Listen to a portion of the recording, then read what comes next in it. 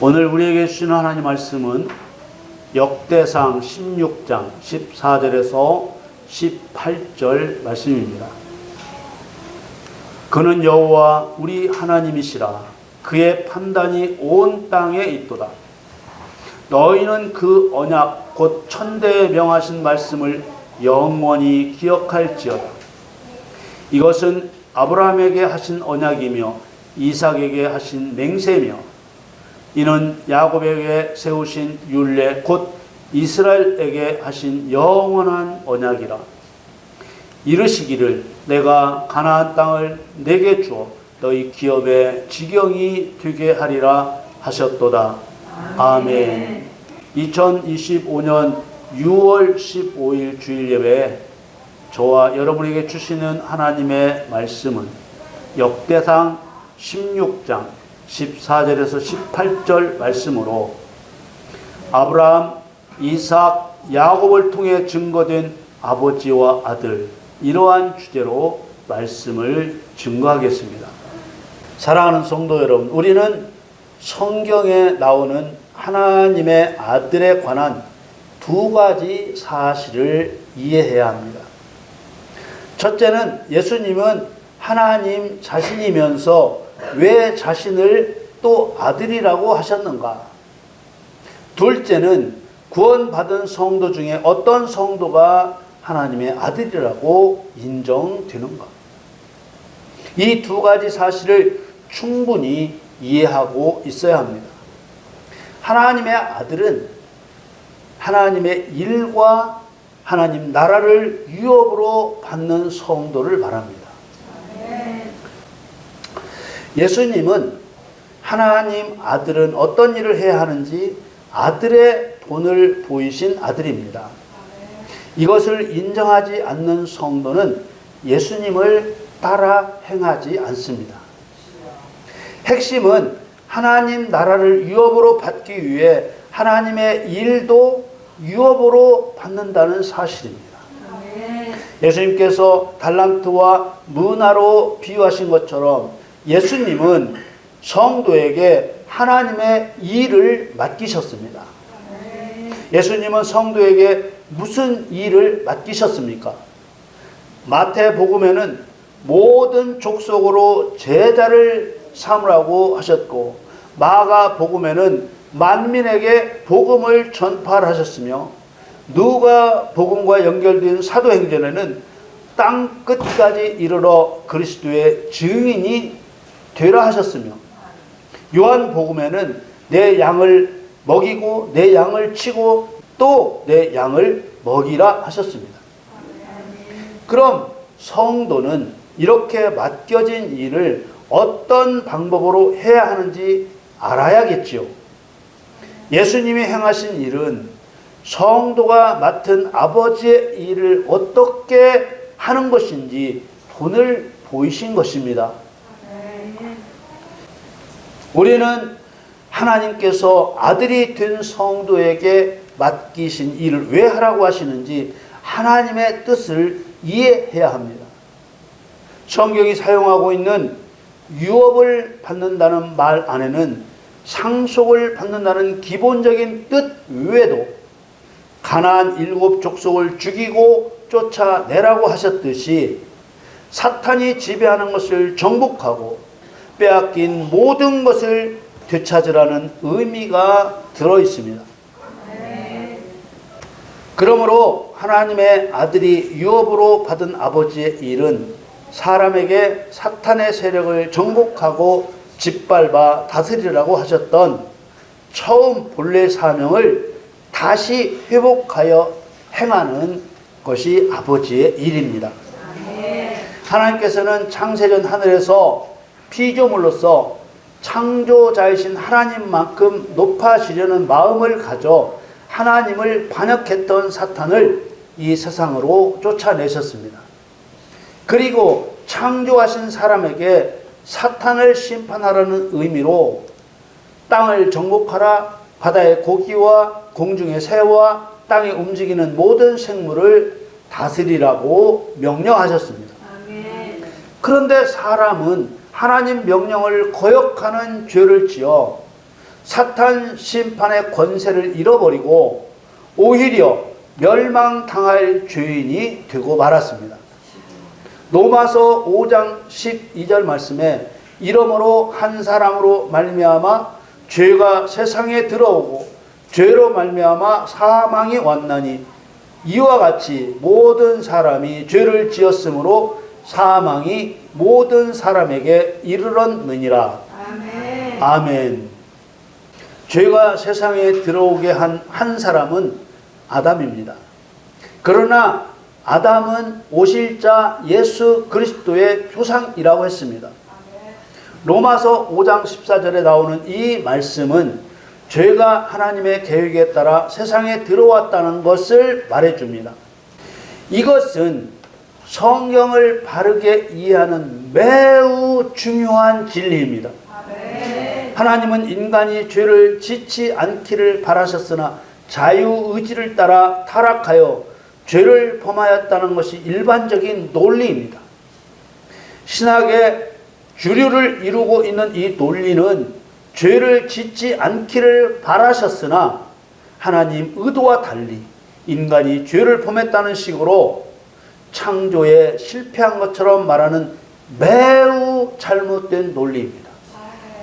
모든 사람이 죄인이 된 것은 창세 전 세우신 하나님 경륜대로 모든 입을 막고 온 세상으로 하나님의 심판 아래 있게 하려는 하나님의 계획대로 된 것입니다. 아멘. 자주 보았던 말씀이지만 하나님의 경륜을 잊지 않기 위해서 함께 보겠습니다. 로마서 3장 19절에 우리가 알거니와 무릇 율법이 말하는 바는 율법 아래 있는 자들에게 말하는 것이니 이는 모든 입을 막고 온 세상으로 하나님의 심판 아래 있게 하려 함이니라. 여기에 갈라디아서 말씀 한 절 더 봅니다. 갈라디아 3장 22절에 그러나 성경이 모든 것을 죄 아래 가두었으니 이는 예수 그리스도를 믿음으로 말미암은 약속을 믿는 자들에게 주려 함이니라. 이 말씀대로 예수 그리스도를 믿으면 죄를 벗고 사명을 회복하는 것입니다. 이렇게 예수 그리스도를 믿어 죄를 벗고 사탄이 지배하는 것을 정복하고 빼앗긴 모든 것들을 되찾으라는 사명을 회복한 사람을 일컬어 유업을 이을 하나님의 아들이라고 하는 것입니다. 아멘. 오늘 주신 역대상 말씀에는 아브라함과 이삭과 야곱의 이야기가 나옵니다. 오늘 본문 전체를 다시 한번 읽겠습니다. 역대상 16장 14절에서 18절 말씀입니다. 그는 여호와 우리 하나님이시라. 그의 판단이 온 땅에 있도다. 너희는 그 언약 곧 천대에 명하신 말씀을 영원히 기억할지어다. 이것은 아브라함에게 하신 언약이며 이삭에게 하신 맹세며 이는 야곱에게 세우신 율례 곧 이스라엘에게 하신 영원한 언약이라. 이르시기를 내가 가나안 땅을 네게 주어 너희 기업의 지경이 되게 하리라 하셨도다. 아멘. 아멘. 원수의 나라 블레셋에게 빼앗겼던 여호와의 언약궤가 이스라엘로 돌아왔으나 다윗 왕이 언약궤를 예루살렘 다윗성으로 옮기는 것을 싫어하여 가드 사람 오벳 에돔의 집에 있었습니다. 이 말씀은 석 달 만에 언약궤를 예루살렘 다윗성으로 옮기고 여호와의 언약궤 앞에서 봉사하게 할 레위 사람의 지도자로 아삽을 세우고 아삽과 그 형제들에게 한 말입니다. 14절에 그의 곧 하나님의 판단이 온 땅에 있도다 라고 했습니다. 이 말의 의미는 하나님의 심판이 온 땅에서 행해지고 있다는 말입니다. 곧 사탄의 심판이 이 땅에서 행해지고 있다는 말입니다. 이것은 하나님의 아들이 유업으로 이을 하나님의 일이 무엇이어야 하는지 알게 하는 매우 중요한 말입니다. 아마 하늘은 나의 보좌요 땅은 나의 발등상이라는 말씀과 심판을 위하여 보좌를 예비하셨다는 말씀을 함께 생각해 보면 사탄을 심판하는 일이 아버지의 핵심적인 큰일이라는 것을 알 수 있습니다. 그뿐만 아니라 시편 89편 14절에 의와 공의가 주의 보좌의 기초라 인자함과 진실함이 주를 앞서 행하나이다 라고 했습니다. 여기서도 의로움과 심판이 보좌를 준비하신 이유라고 하신 것입니다. 그런데 이 심판이 누구에게 맡겨져 있는지 보여주기 위해 아브라함과 이삭과 야곱을 등장시키고 있습니다. 역대상 16장 15절에 너희는 그 언약 곧 천대 명하신 말씀을 영원히 기억할지어다. 사탄을 심판하라는 하나님의 명령을 언약이라고 하고 있습니다. 이 언약은 천대까지 지키라고 명령하신 말씀이라고 하셨습니다. 이 언약은 피의 언약입니다. 피의 언약이란 하나님 명령을 지키지 않으면 죽는 언약입니다. 창세기 15장에 보면 하나님께서 아브라함과 언약을 세우실 때 짐승을 쪼갰습니다. 만일 사람이 언약을 지키지 않으면 어떻게 되는지 예레미야 34장에 설명하고 있습니다. 예레미야 34장 18절에서 21절 말씀을 읽겠습니다.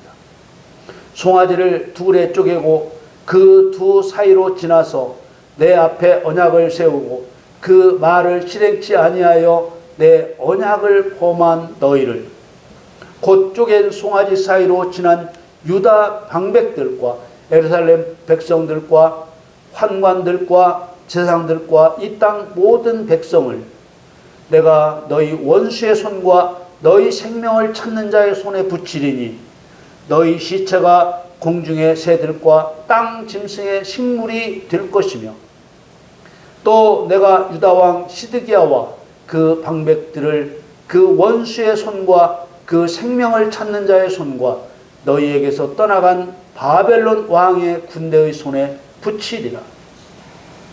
여러분, 사람에게 사탄을 심판하라는 언약, 곧 하나님의 명령은 몰라도 되고 지키지 않아도 되는 것이 아닙니다. 하나님을 반역한 사탄을 멸해달라는 하나님의 명령, 하나님의 부탁을 외면하면 하나님을 사랑치 않는 것으로 판단하시는 것입니다. 하나님께서는 아브라함과 이삭과 야곱을 통해 하나님 언약을 어떻게 이루실지 모형 삼아 설명하셨습니다.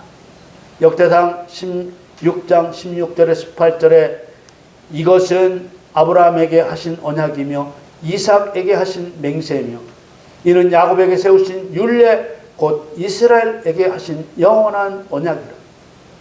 이르시기를 내가 가나안 땅을 네게 주어 너희 기업의 지경이 되게 하리라 하셨도다. 아브라함과 이삭과 야곱은 하나님 아버지와 예수 그리스도와 성도를 나타냅니다. 아버지의 이름이 높임을 받으시다는 아브라함 이름처럼 아브라함은 하나님의 모형입니다. 그리고 이삭은 예수 그리스도의 모형입니다. 16절에 아브라함에게 하신 언약은 하나님이 자신에게 하신 언약으로 자신도 지켜야 할 언약이라는 뜻입니다. 이삭에게 하신 맹세 또한 하나님 자신에게 하신 맹세입니다. 하나님께서는 자기 언약을 반드시 지키기 위해 나의 영원한 삶을 두고 맹세하신다는 표현을 신명기에서도 사용하셨습니다. 17절에 야곱에게 세우신 율례를 이스라엘에게 하신 영원한 언약이라 했습니다. 율례는 성도가 지켜야 할 하나님의 법이며 감당하라고 주신 직분이라는 뜻입니다. 그리고 이 법과 직분은 이스라엘에게 하신 영원한 언약이라 하셨습니다. 이스라엘은 하나님이 바꿔주신 야곱의 또 다른 이름입니다. 이스라엘의 뜻은 하나님으로 더불어 강하게 된 자, 곧 성도를 의미합니다. 아멘. 사탄을 멸하게 하신 하나님의 언약은 하나님으로 더불어 강하게 된 성도와 맺어진 언약입니다. 아멘. 이 언약은 하나님 명령을 지키지 않으면 짐승처럼 쪼개져 죽는 피의 언약입니다. 아멘.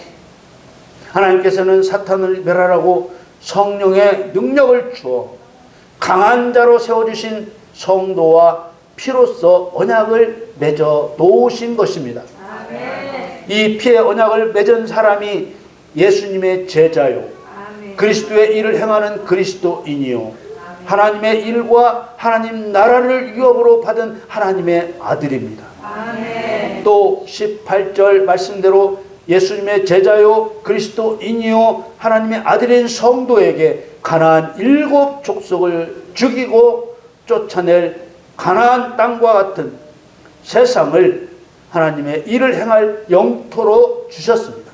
아멘. 이 영토는 나라나 지역이나 실제의 땅을 말하는 것이 아니라 하나님으로부터 보냄을 받아 사탄을 멸하여 하나님의 통치가 이루어지게 할 사람과 환경을 말합니다. 아멘.